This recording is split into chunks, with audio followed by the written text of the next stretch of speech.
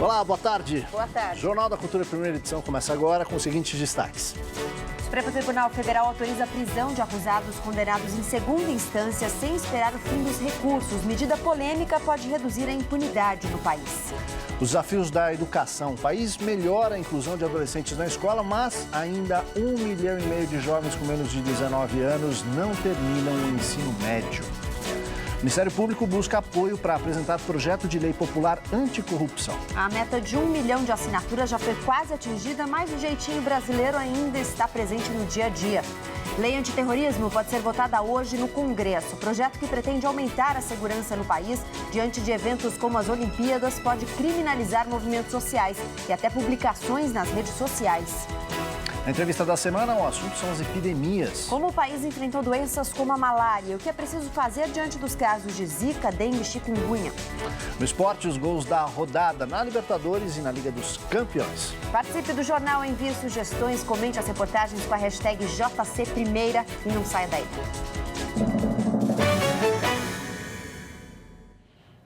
A gente começa essa edição com uma boa notícia, né? Uma boa notícia para a educação do país. Aumentou o número de jovens que concluem o ensino médio. Ponto a favor do futuro. Mas ainda há muitos meninos e meninas que não terminam essa etapa escolar, o que compromete a meta estabelecida pelo movimento Todos pela Educação. Vamos aos números. Em 2014, que é o dado mais recente, 56,7% dos estudantes concluíram o ensino médio até os 19 anos. São mais de 1.900.000 jovens. Em 2005, eram 41,4%. O aumento em 10 anos foi de 15 pontos. A pesquisa do movimento Todos pela Educação se baseia em informações do IBGE.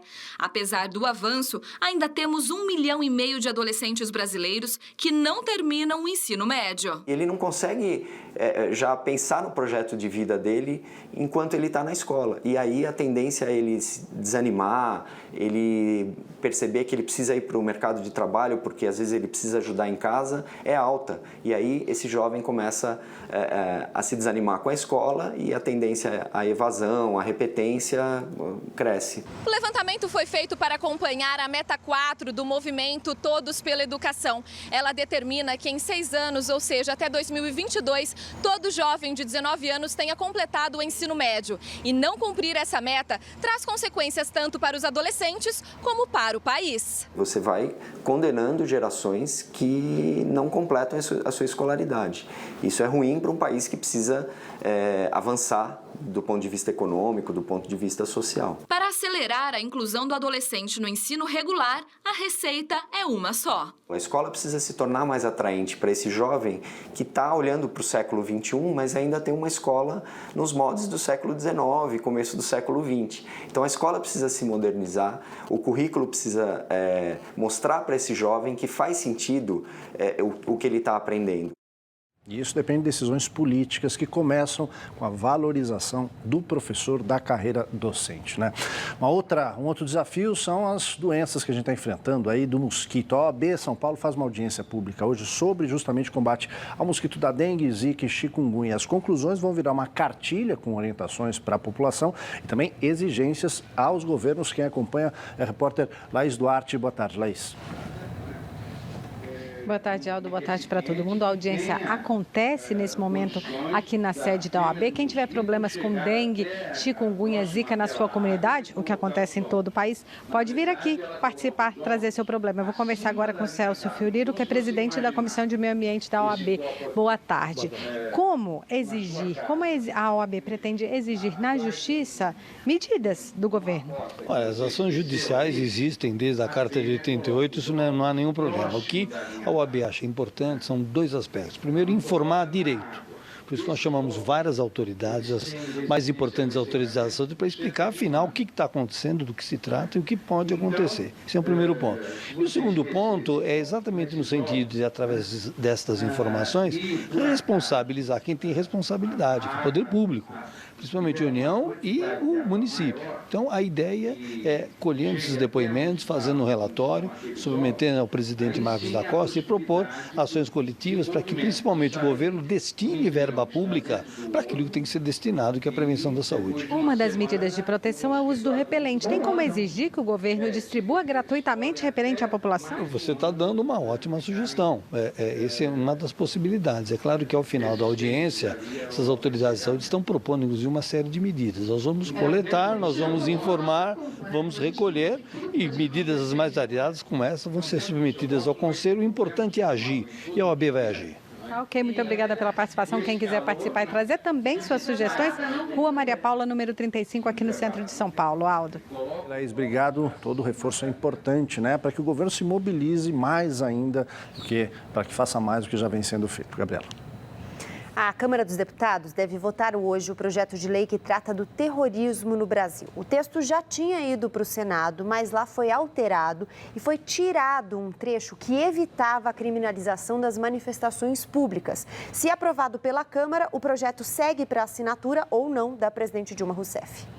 Sede de eventos internacionais como as Olimpíadas, o Brasil pode seguir o caminho de outros países como Estados Unidos e França, que adotaram leis restritivas para tentar garantir a segurança.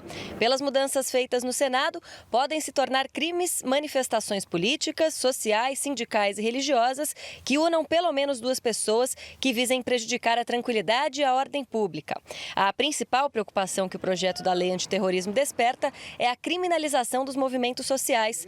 Para a diretora executiva do Conecta, o texto em discussão dá margem até para que postagens em redes sociais que apoiem ou divulguem ações de grupos suspeitos sejam enquadradas na lei antiterrorismo. A luta contra o terrorismo é um debate legítimo, mas que o processo que está sendo seguido significa, na realidade, uma desculpa para a limitação da liberdade de expressão e espaços democráticos de protesto. Este especialista em relações internacionais discorda de uma possível restrição de direitos políticos. O terrorismo é uma coisa, movimentos sociais e, eventualmente, a violência política praticada por movimentos sociais é uma coisa muito diferente. É diferente na forma, é diferente no objetivo e não vejo nenhuma dificuldade do sistema jurídico operar essa distinção.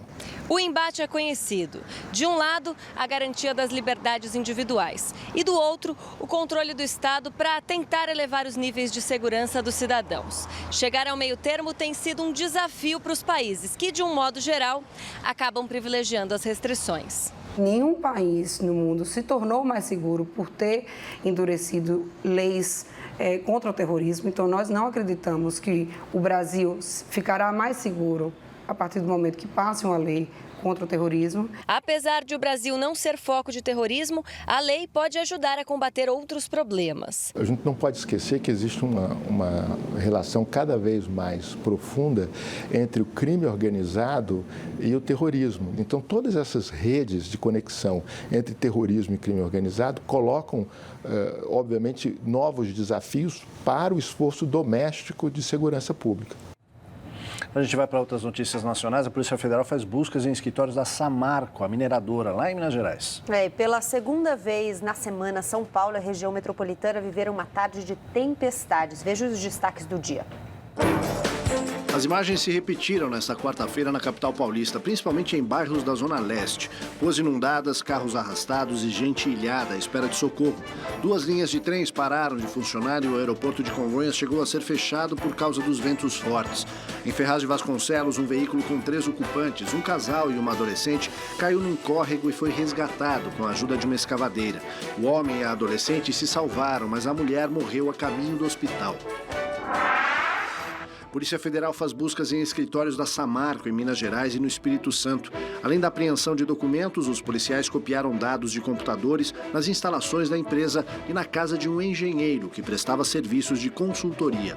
O objetivo é descobrir se a Samarco omitiu informações sobre os riscos de acidente com a barragem que se rompeu em Mariana.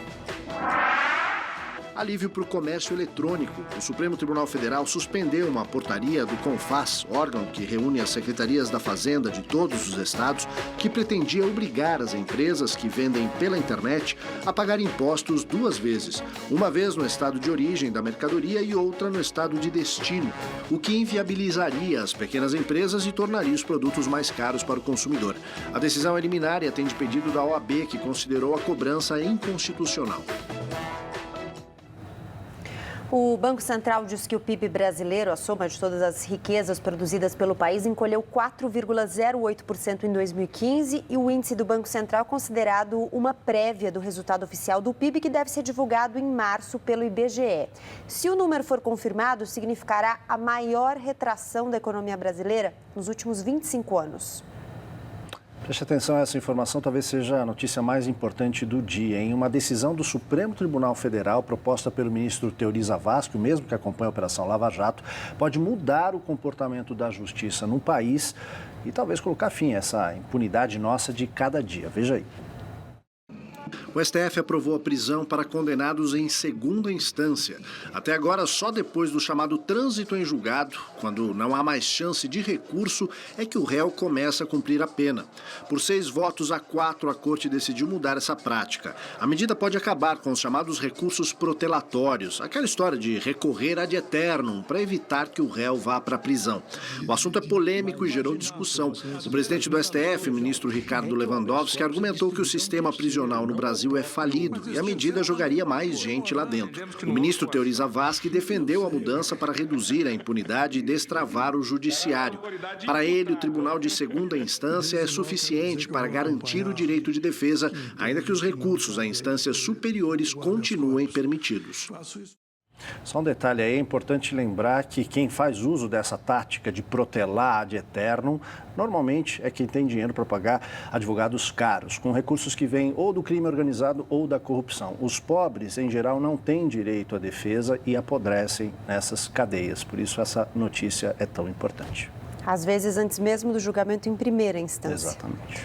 O presidente Dilma Rousseff impõe uma derrota ao presidente da Câmara, Eduardo Cunha, e ao grupo do PMDB que defende o impeachment e o afastamento do partido da base aliada do governo. Pois é, o Palácio do Planalto conseguiu emplacar o aliado Leonardo Pisciani para a liderança da bancada do PMDB na Câmara dos Deputados.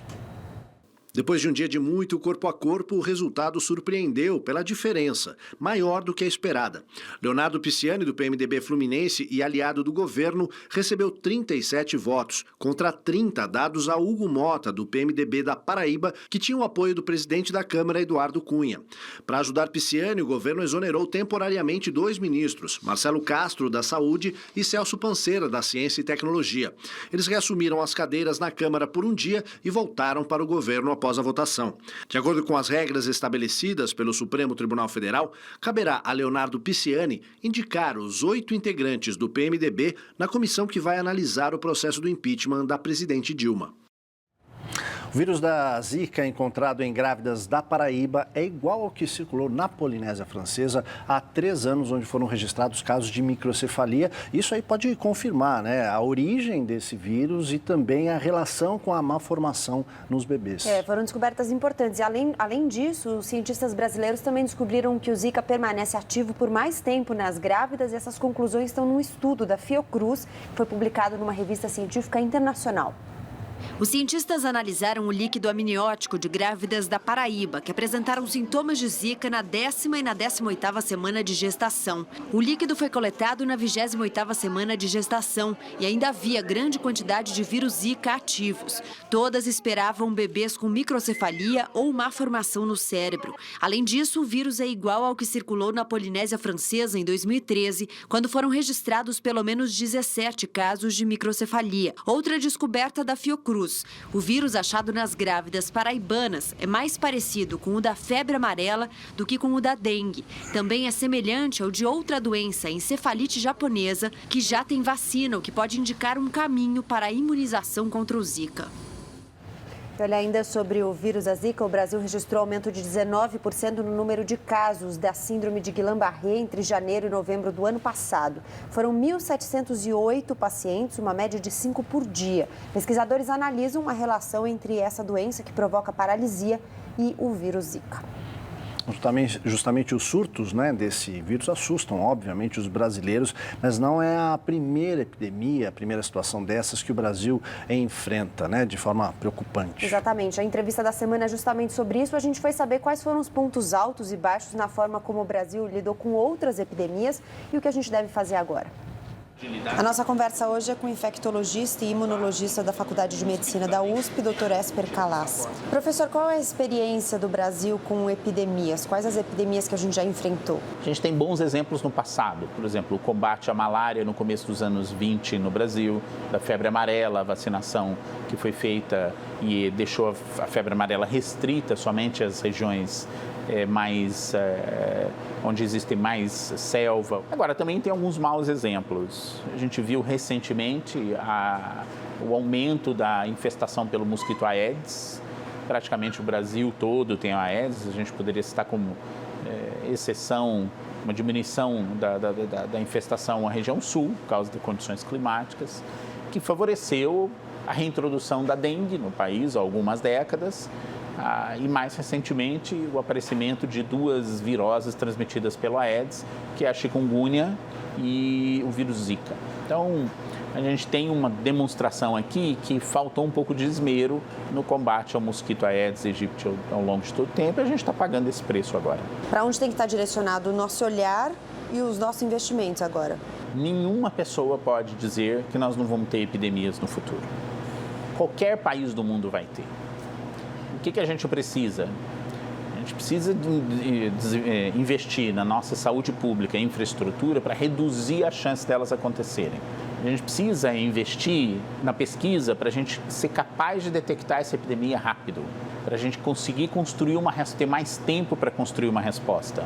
A gente precisa investir em desenvolvimento e inovação para quando aparecer uma epidemia, a gente ter ideias novas para combater essa epidemia.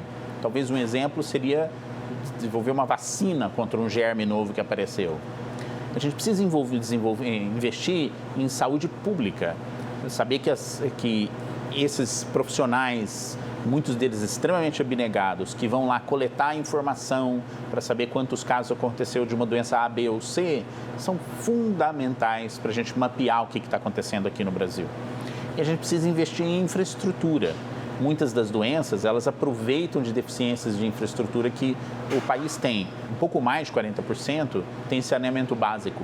Mas nós estamos muito longe de levar as condições ideais de moradia a todos os brasileiros. Então, o país ele só vai conseguir ganhar capacidade maior contra combater as epidemias se a gente resolve os problemas estruturais do nosso país.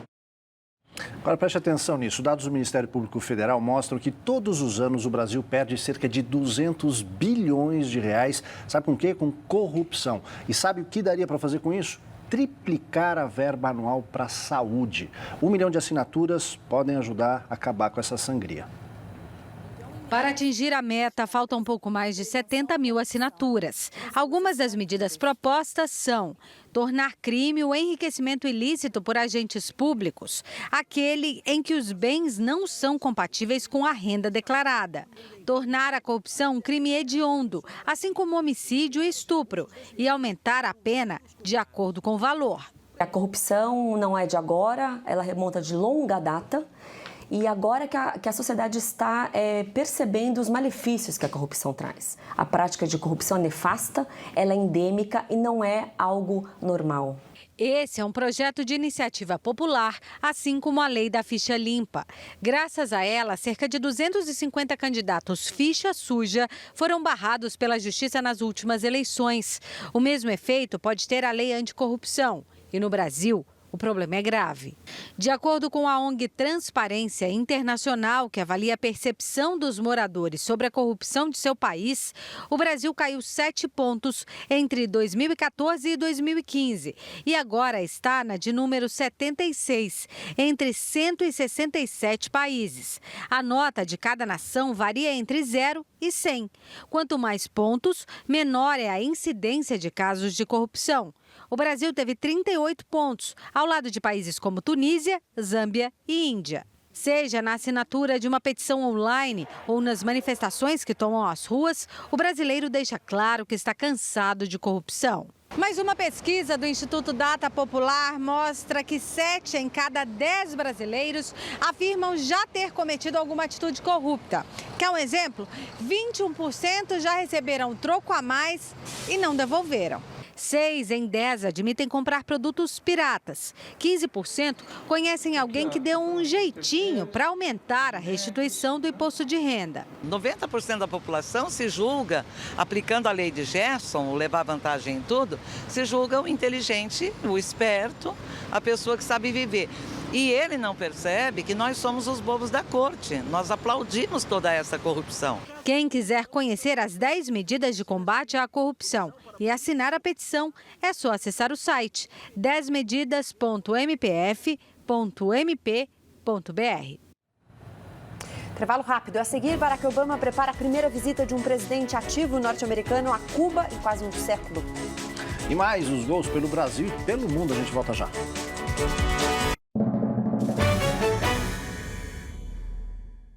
Estamos de volta com as notícias internacionais. Barack Obama vai a Cuba nas próximas semanas. A informação é de jornais americanos que citam fontes da Casa Branca. E se confirmar essa informação, será a primeira vez desde 1928, quase um século, que um presidente americano em atividade vai à ilha. O próprio Obama já havia anunciado que tinha a intenção de ir a Cuba antes do fim do mandato, que termina este ano. As relações diplomáticas entre Estados Unidos e Cuba foram retomadas em julho do ano passado e esforços para normalizar as relações comerciais e turísticas são pauta constante da Casa Branca. O presidente da Venezuela, Nicolás Maduro, anuncia medidas para combater a crise econômica no país. Entre elas, a desvalorização do câmbio e o aumento de 6.000% no valor da gasolina. O combustível no país é o mais barato do mundo, com grandes subsídios do governo. É o primeiro aumento da gasolina na Venezuela desde 1996. Reino Unido e União Europeia estão em Bruxelas para decidir quais concessões serão feitas para que os britânicos continuem no bloco. As conversas prévias ontem não foram muito animadoras para o primeiro-ministro David Cameron. O presidente do Conselho Europeu, Donald Tusk, admitiu que não há garantias de acordo e declarou que um país não pode chegar para o grupo fazendo exigências do que deve ou não ser feito. Hora do esporte, vamos lá, Cadu Cortez, o que você nos conta hoje? Tudo bem, Gabriela Maier? Tudo bem? Muito boa tarde, Aldo, tranquilo? Tudo bem? Muito bem, vamos aos gols, daqui a pouquinho tem o tênis também. O tênis teve uma surpresa para lá de boa para os brasileiros. A gente começa falando de futebol, nos bastidores, né? A CPI do futebol aprovou a quebra de sigilo de investigados por corrupção na Copa do Brasil, que foi realizada em 2014. Vamos ver. A CPI do futebol aprovou 12 requerimentos que pedem a quebra de sigilo de pessoas ligadas a funcionários da CBF, de dirigentes da Confederação, do Comitê Organizador da Copa e de empresas responsáveis pela organização do torneio.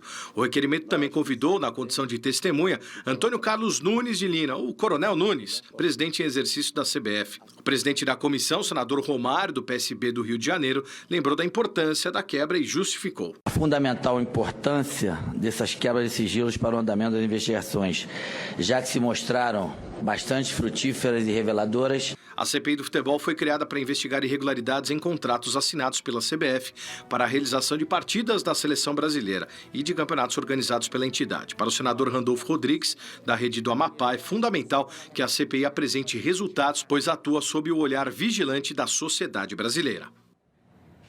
Mais um dia do ATP 500, o Rio Open, lá no Rio de Janeiro. E olha, foi um dia mais do que especial. Vamos ver. Um tenista convidado era a única esperança do Brasil na chave masculina de simples do Aberto do Rio. O cearense Thiago Monteiro, atual 338 do ranking mundial, teve a oportunidade de encarar o francês Jo-Wilfried Tsonga nesta quarta-feira. Com o jogo consistente, o brasileiro de 21 anos, que vem subindo no ranking depois de sofrer com lesões, levou a torcida ao delírio no Jockey Club brasileiro. Debutando em eventos ATP, ele arrancou uma vitória surpreendente contra o atual número 9 do mundo na primeira rodada do torneio. 2-1. Após o ponto final, o brasileiro despencou no chão, emocionado com o que acabara de alcançar. Thiago Monteiro fez história. Foi o primeiro brasileiro a derrotar um tenista top 10 estrangeiro no Brasil. Hoje, Monteiro volta à quadra para enfrentar Pablo Cuevas, 45 do mundo, por uma vaga nas quartas de final. Mais uma pedreira, sem dúvida nenhuma, aí para o brasileiro Thiago Monteiro. Ele que já foi número 2 do mundo quando era juvenil, teve esses problemas de lesões, mas está de parabéns. E olha, outro jogo que aconteceria ontem por conta das chuvas acabou não acontecendo, né? O Bruno Soares e o Marcelo Melo, diante do Fabiano de Paula e o Orlandinho Luz. Esse jogo ainda deve acontecer nesta quinta-feira. E amanhã, claro, a gente vai trazer todos os detalhes a respeito do Rio Open. Vamos aos gols desta quinta-feira. Teve a Copa Sul, Rio, Minas, teve Libertadores, Liga dos Campeões, vamos ver. Na estreia de Zidane no banco do Real Madrid contra a Roma, Cristiano Ronaldo e Gessé fizeram os gols da vitória do time merengue na Champions. O Real pode perder por um gol que se classifica. Pela Primeira Liga, o Flamengo venceu o América Mineiro por 1-0. O gol de Everton encaminhou a classificação para as semifinais do torneio. O Fluminense bateu o Cruzeiro por 4-3. Diego Souza 3 vezes e Gustavo Scarpa. Pela Raposa, Rafael Silva 2 vezes e Arrascaeta. Copa Libertadores, o São Paulo estreou com derrota para o The Strongest da Bolívia. Em pleno Pacaembu, Matias Alonso aproveitou o cruzamento e de cabeça fez o único gol do jogo. Os bolivianos voltaram a vencer fora pela Libertadores depois de 34 anos. Início ruim também para o Grêmio. Foi ao México e perdeu por 2-0 para o Toluca, 2 gols de Trivero. De virada, o Atlético Mineiro conseguiu vitória importante fora de casa contra o Melgar do Peru. Omar Fernandes fez pelos peruanos e Patrick e Rafael Carioca pelo Galo. O Corinthians jogou em pleno deserto do Atacama contra o Cobresal do Chile e deu sorte, muita. Scalona, contra, aos 45 minutos do segundo tempo, cedeu os 3 pontos ao Timão na estreia do torneio sul-americano. Em 2.300 metros de altitude. Semana que vem tem todos os jogos de volta, 1 hora mais cedo por conta do fim do horário de verão. Uma pena. Gosto tanto do horário de verão. Isso aí mais calaram, né? Tchau, gente. Obrigado, valeu. Até amanhã. Jornal Cultura, primeira edição, também fica por aqui. Uma ótima tarde para você. Fique agora com o JC Debate, hoje sobre a importância de brincar. Uma boa tarde para você. A gente volta amanhã ao meio-dia. Até lá. Tchau. Tchau.